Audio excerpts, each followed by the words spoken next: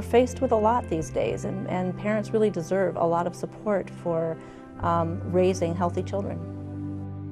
One of the things that we know is that you learn about 75% of everything you'll ever know in the first 3 years of life. It certainly is important for adults who care about this to speak out. No one else is going to do it. The children that we work with are very vulnerable because of their age. And it is different than working with older students or adults, that we are the ones that speak for them. And people like Glenn, I think, are very committed to that concept that children need adults to stand up for them.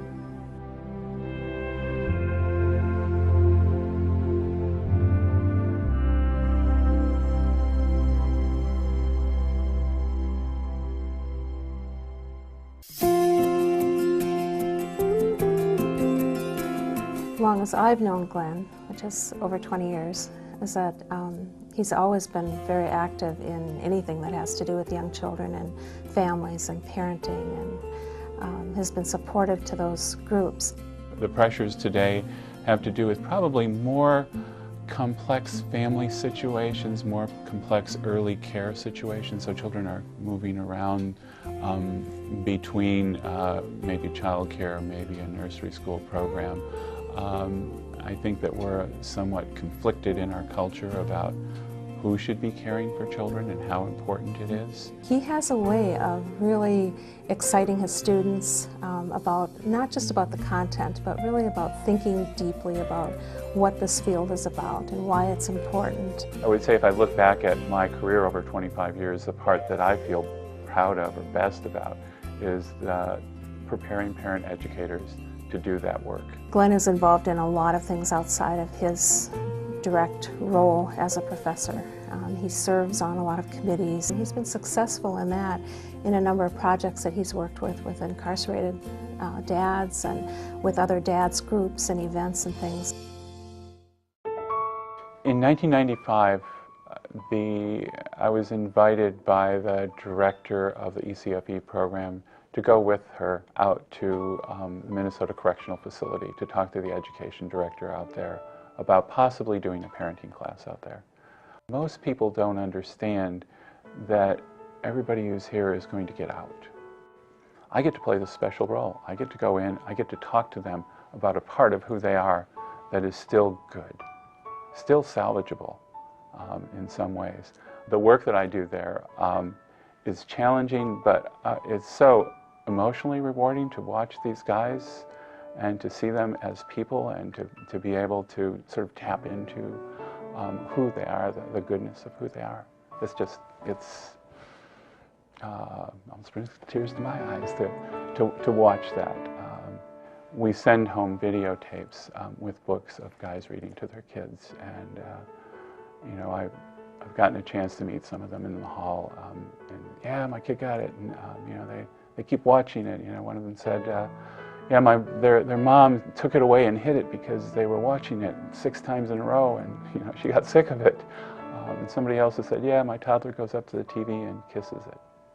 You know, those kinds of things make me feel like the work that I'm doing is important and could have a long-term benefit. He definitely is a champion for young children, no question about it, and he's a champion for parents and for fathers. He is the kind of leader who doesn't shine the light on himself, but he is an incredibly hard worker and makes sure that other people around him succeed. My dad had been out to visit my brother, who was doing a business, and he was doing an ice machine restaurant equipment. And my dad came back, oh, you know, your brother John, he's got 2 warehouses, he's got, you know, a couple $1 million worth of inventory. He's really doing well. And I was like, you know, so what do you have?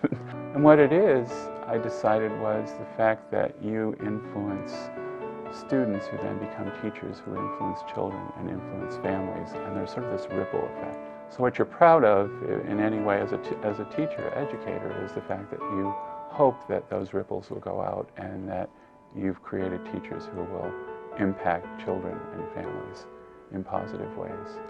And if I have an inventory, that's where my inventory would be.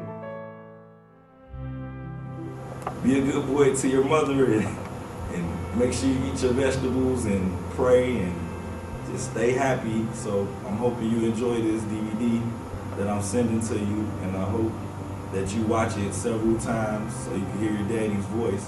Well, I'm gonna end it at that, and I love you, and I hope to see you real soon. Bye-bye. Say bye, Elmo. Bye. Bye-bye.